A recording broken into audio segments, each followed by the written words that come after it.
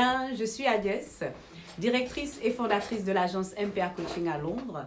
Nous sommes une agence de recrutement et de placement d'étudiants internationaux qui veulent venir à Londres pour effectuer des stages en entreprise, mais également trouver des logements et avoir une merveilleuse vue de la ville de Londres à travers le tourisme et des visites guidées. Bonjour Laure, wow, happy to see you live again.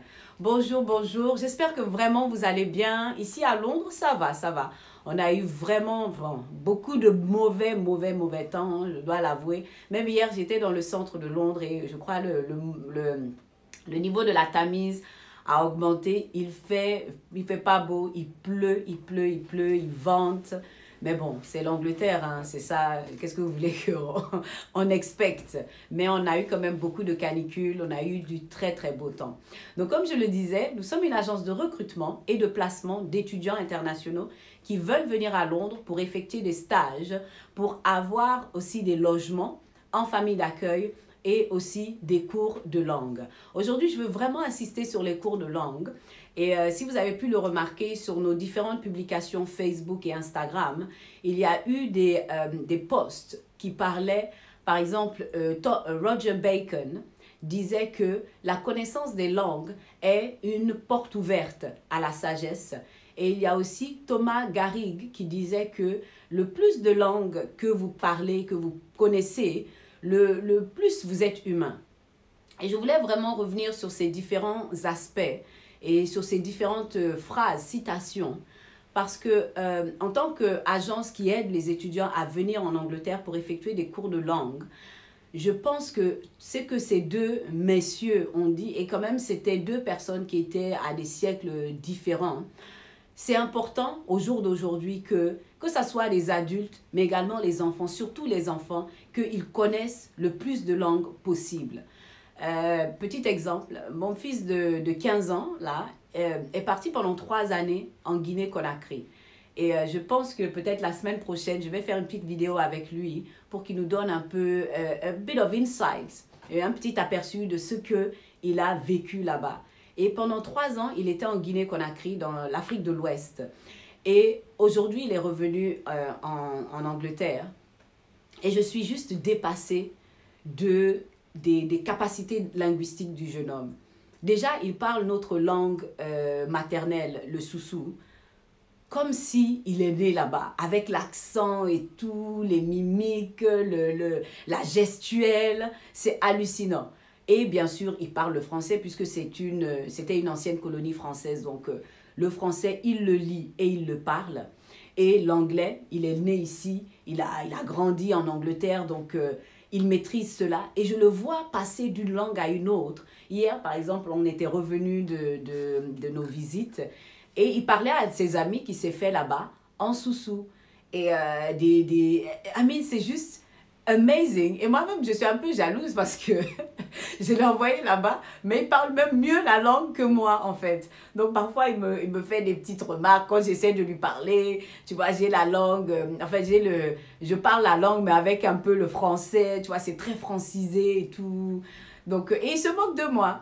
Et je me rappelle au départ, la première année, à chaque fois, il me disait, oui, moi, je ne veux pas rester en Guinée, je veux rentrer et tout. Il se moque de moi, il m'insulte et tout. Et je dis, mais comment ça, il t'insulte, tu ne sais pas, tu ne parles pas la langue. Il dit, ouais, je connais, il y a les mots, oui, Yangamadi, ils me disent et tout. Et maintenant, 3 années après, le gars, il est le master des 2 langues. Que ça soit le français, que ça soit l'anglais, avec les 3 langues, que ça soit le soussou et même le malinké, je crois, il peut parler, amen, il comprend un peu. Mais c'est pour dire que cette capacité linguistique lui a permis de se faire des amis là-bas, lui a permis aussi de revenir avec une autre connaissance, un autre atout, une autre puissance, si je puis dire. Parce que si demain, il décide de repartir en Guinée, il aura la possibilité d'y aller. Il connaît le pays de long en large. L'autre fois, on était sur Google Maps et il me montrait le chemin qu'il faisait pour aller chez ma sœur, Hélène, et les choses qu'il voyait, telle ou telle. Donc, et puis aussi, il a comment je peux dire ça? Il a une connaissance du pays qui est différent de moi, peut-être ma connaissance juste vacancière du pays, qui est juste je viens, bon, on me prend en voiture ici, je vais manger ici, blabla. Mais lui, il connaît vraiment le pays puisqu'il a été aussi dans le système scolaire, il a été dans la vie là-bas, il connaît. L'autre fois même, il me disait, oui, si tu veux avoir l'Internet, ça va te coûter combien, tel temps de temps, tant d'argent et tout. Oui, pour faire ci, il faudra que tu fasses ça. Il y a telle chose que tu dois prendre en compte. Et je me dis que, waouh, il est actuellement devenu vraiment guinéen. Il s'est imprégné de la culture guinéenne, il s'est imprégné de la culture africaine. Parce que même aussi, ces anecdotes, il me parlait de sa grand-mère, comment elle est. Et puis aussi le côté humain, parce que dans les sociétés où nous sommes, en Europe, c'est vrai que la famille, c'est juste papa, maman, peut-être un oncle vite fait, une tante et un grand-père, grand-mère. Vraiment, c'est le cercle très, très restreint. Mais là, il a vu mes sœurs, il a vu mes frères, il a vu leurs enfants, il a vu les personnes qui sont aussi autour de ce cercle-là. Et puis bon, on sait, nous sommes en Afrique. Quand l'Afrique, c'est l'enfant, il est pour tout le monde. Bah, c'est tout le monde qui éduque l'enfant. Et il me parlait des chauffeurs avec lesquels ils ont travaillé. Et il y a eu plusieurs chauffeurs avec lesquels ils partaient à l'école, les amis. Il me parlait par exemple des problèmes financiers de certains. Oh, il a dû être renvoyé de la classe parce que bon, il n'avait pas payé les frais de scolarité. Et moi-même, j'en ai pâti un peu parce que quand on est en Europe, on paye quasiment rien, surtout en Angleterre, à part les uniformes qu'on paye et les chaussures et tout. On ne paye pas les cahiers, on ne paye pas les stylos, les livres. Tout est mis à la disposition des enfants. Mais en même temps, la cantine, la nourriture est entre guillemets offerte ou vraiment à un prix dérisoire. Là-bas, en Afrique, tu dois tout payer. C'est hallucinant. Tu payes les uniformes, les transports, le transport pour les enfants, tu payes la nourriture, la cantine, tu payes les livres, tu payes les stylos. Ah mais tu payes tout. C'est hallucinant. Mais c'est une autre manière de voir la vie qui, je pense, peut-être il ne s'en rend pas compte aujourd'hui, il est dans ses ordinateurs, ses téléphones et tout. Mais cette expérience qu'il a eue, est vraiment quelque chose, je suis sûre qu'il pourra retirer de cela peut-être dans l'avenir, dans peut-être même ses interactions avec ses enfants, les enfants peut-être de son âge, qui n'ont peut-être pas eu l'opportunité d'aller dans leur pays d'origine et de voir comment ce pays se développe ou comment les choses se passent, peut-être les choses qu'il a ici accès à tout. Là-bas, c'est pas facile. L'Internet, là-bas, tu dois payer. Ici, tu vas à la banque, tu te connectes à la Wi-Fi. Tu vas à KFC, McDo, tu te connectes à la Wi-Fi. Tu vas au restaurant, tu peux même plug ton téléphone. Là-bas, en Afrique, c'est pas ça. Tu vois, c'est des choses différentes. Donc, ça a ouvert son esprit, je suis sûre, à beaucoup de choses. Peut-être qu'il ne s'en rend pas compte, mais il y a une ouverture d'esprit qu'il a eu. Et la même chose aussi pour mes étudiants. Par exemple, Laure, qui a fait un stage avec nous, Karine, il y a une ouverture d'esprit que vous avez obtenue quand vous êtes venu en Angleterre. Parce que l'Angleterre, ce n'est pas Paris. Paris, ce n'est pas l'Angleterre. Donc, c'est différent. La manière déjà dont les gens parlent, les routes sont différentes, la manière de conduire est différente. Et vous revenez aussi avec d'autres visions de la vie. Par exemple, en France, bon, souvent j'aime le dire, quand tu vas à la banque, peut-être le seul noir véritable que tu vas avoir, c'est peut-être le security guy. Excusez-moi, ne me lapidez pas pour cette déclaration. Mais ici en Angleterre, le manager de la banque, ça peut être un noir. C'est un Pakistanais, ça peut être un Indien. C'est pas forcé que ça soit un blanc. Je suis désolée de le dire. Mais ici, moi j'ai été étonnée. Quand par exemple, je suis venue la première fois en Angleterre, à 20h, prime time, Patrick Poivre d'Arvor, l'équivalent de Patrick Poivre d'Arvor, c'était Trevor McDonald. Un noir, en plus, il me faisait un peu penser à la pub de Uncle Ben's. Il était noir comme ça, il avait des lunettes et il avait les cheveux blancs. Donc, quand je le voyais, j'étais étonnée. Et celui que j'aimais beaucoup aussi, c'était Ainsley, celui qui fait Ready Steady Cook. Il faisait le marmiton un peu, les trucs de cuisine. Et c'était un noir aussi. Donc, ça a beaucoup expand ma vision des choses, ma vision de voir les choses et de voir aussi la communauté noire dans un autre pays que la France.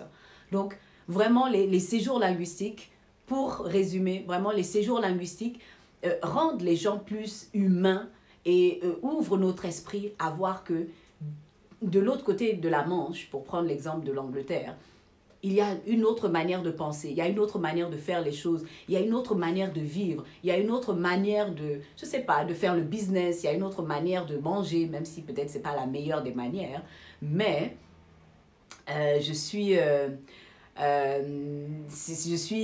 magnifiée par cela. V, oh hi V, how are you? Oh, I'm out in UK and French isn't my strong point. I know. This is a live Facebook that I'm doing about linguistic trips, showing to people that it's very important for young people and also not so young people to go abroad and to travel, because it makes people, for example, Thomas Garrick was saying that the more languages you know, the more you are human. And knowledge of languages is the doorway to wisdom. And I was taking the example of my son who went to Africa in Guinea for 3 years. And today he can speak French, he can speak English, and he can speak the native language of Guinea, which is Susu. So it's really important for people to understand that it's a vital asset to go abroad and to learn not only the language, but also to have an insight of what people are doing, what they're doing, and how they are actually living the life in another country. Because sometimes people are very, I don't like my country, it's this and that, the government doesn't help. But if you've got the papers, why not go somewhere else? Maybe you can work few months and go and work and live somewhere else. So this is really it's a doorway. Languages and travel is a doorway to the world. Tu vois, on n'est plus au temps où on était avant, où ça prenait 4 mois pour aller d'un pays à un autre. Maintenant, c'est rapide. J'essaie même j'écoutais une vidéo aujourd'hui d'un jeune qui, bon, il n'est pas si jeune que ça. Il s'appelle Philippe, de Investir en Afrique. Et il parlait de la 5G. Et la 5G, ça va être rapide. Il y a plein de choses et la guerre qu'il y a entre les États-Unis et la Chine pour la 5G. Et il faut qu'on soit aussi au courant de ces choses-là. Parce que maintenant, le monde va être encore plus rétréci. Tu peux être, il disait que tu peux être en France et tu peux faire une opération grâce à la 5G je sais pas moi, en Chine ou en Afrique. Donc c'est vraiment les limites vont être écartées en fait de plus en plus. Il y aura plus ces limites dans dans nos vies, dans la communication. Regardez là, je fais un live, Instagram et Facebook, et il y a des gens de partout, entre guillemets, dans le monde, qui suivent ce live. Donc, c'est ça en fait. Donc, n'hésitez surtout pas, encouragez vos enfants, surtout maintenant les jeunes générations, encouragez-les à voyager, à voir le monde, à vraiment ne pas se limiter à peut-être la France ou l'Angleterre, mais aller quelque part d'autre. J'ai un ami aujourd'hui, il est arrivé, il se marie à Cuba. C'est merveilleux. Donc, c'est pour vous dire, n'hésitez pas, voyagez. Et si vous pouvez même passer par MPA Coaching pour voyager. Donc, c'était Agnès, directrice et fondatrice de l'agence MPA Coaching. Nous sommes une agence de recrutement et de placement d'étudiants internationaux qui veulent voyager, qui veulent découvrir le monde, mais également se découvrir, savoir qui ils sont et à travers les voyages.